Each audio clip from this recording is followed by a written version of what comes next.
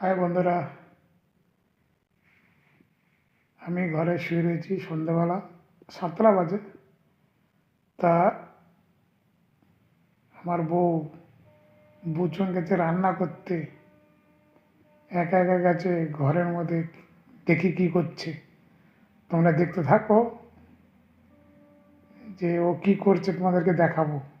দেখতে থাকো।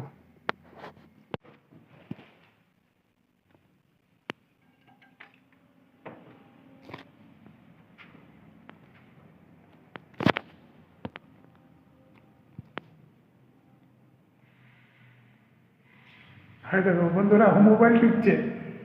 রান্না চাপায় নাই, রান্না চাপায় নাই, ও মোবাইল টিপতেছে।